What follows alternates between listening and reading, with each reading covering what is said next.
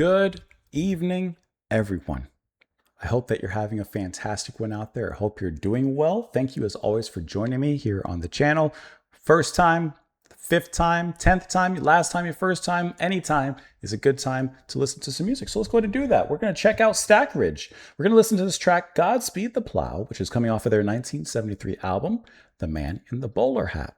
This is their third studio album. We're checking this track out as it was suggested and sponsored by Paul. Paul, thank you so much for the recommendation. Thanks so much for the suggestion as well. And I see that quite a few others had also recommended this particular album, and in some places the track itself, such as Malek Mo, Barry Hull, One Nelson DJ, and Dave Weaver 6 years ago. He said that this was an extremely beautiful track, so thank you guys as well. We've heard of Stackridge. I thought that we had heard them on the channel, but when I looked back, we have not. So I don't know why. I thought that we had heard them on the channel or here at some point, but apparently not. So let's go ahead and remedy that right now with this track. We'll discuss it after. Here we go.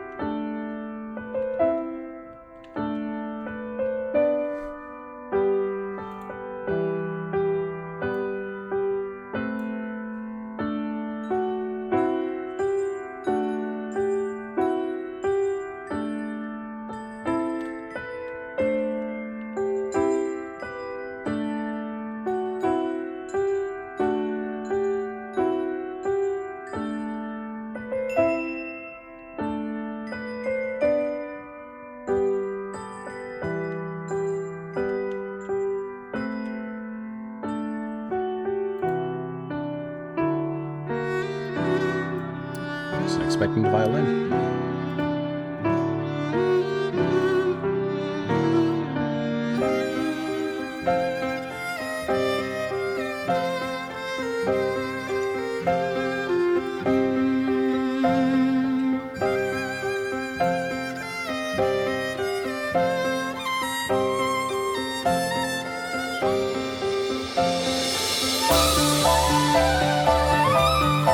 Life underway.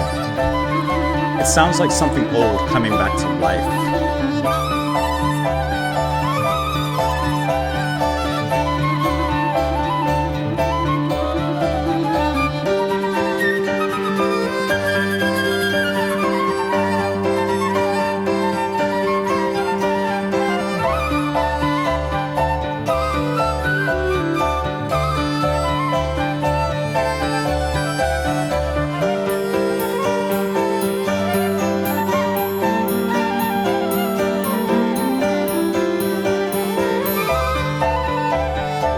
I like how it comes back to let the bass kind of take the lead there.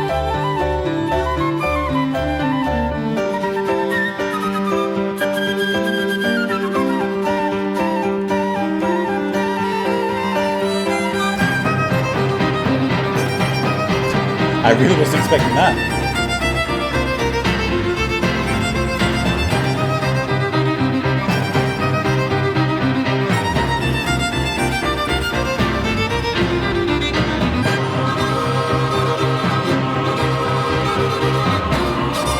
Very quickly becomes something more.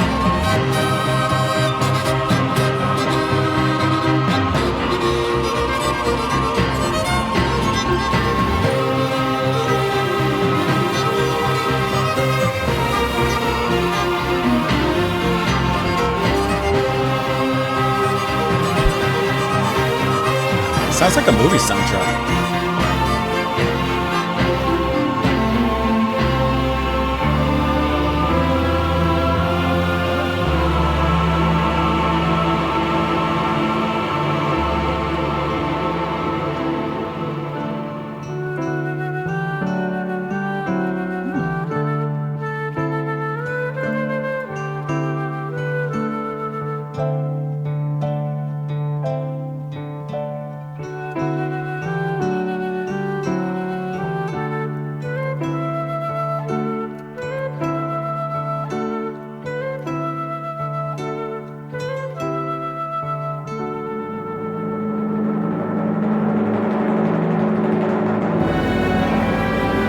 came from the depths.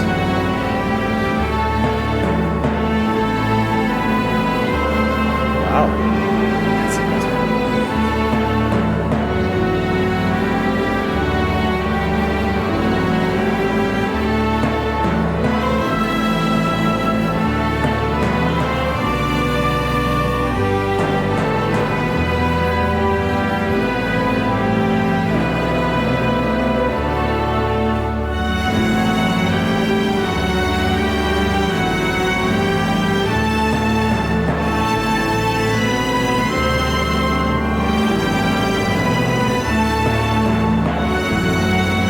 So big.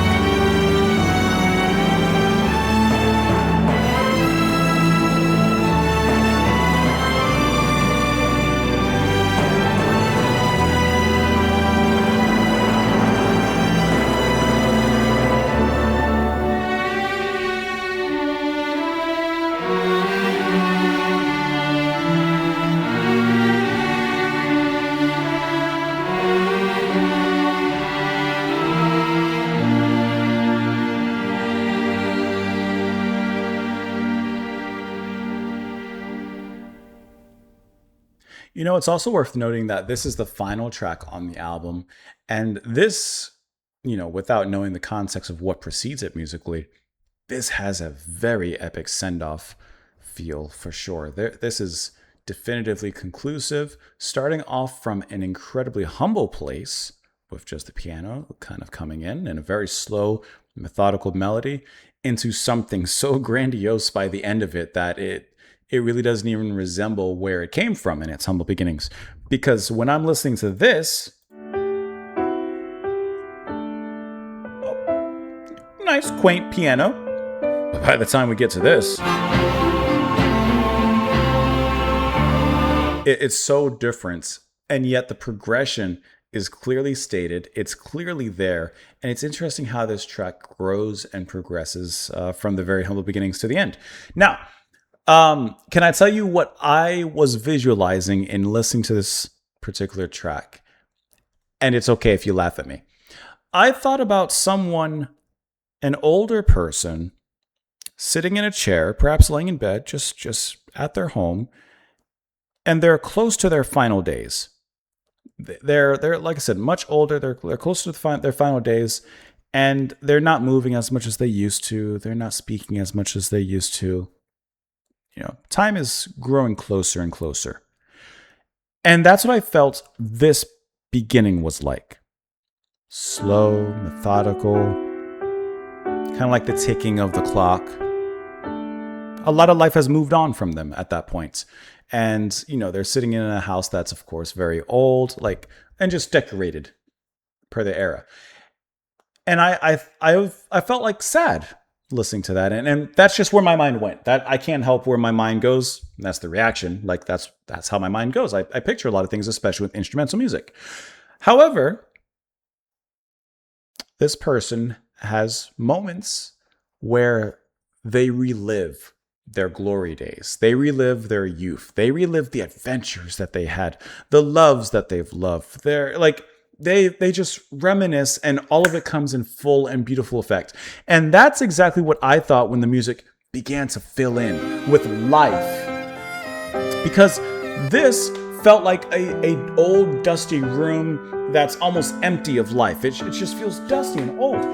However, there's that spark with the violin here that begins to lighten things up.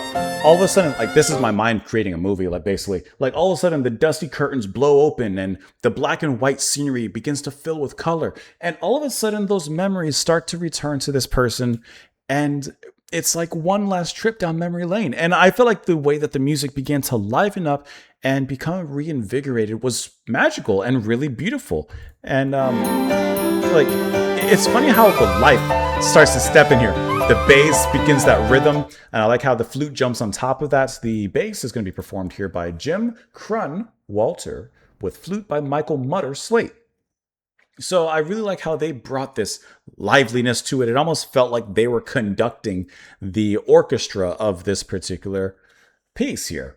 And then the like I said, the violin. That's Mike Evans handling violin. And what a cool sound here. It just sounds very fun when that comes in.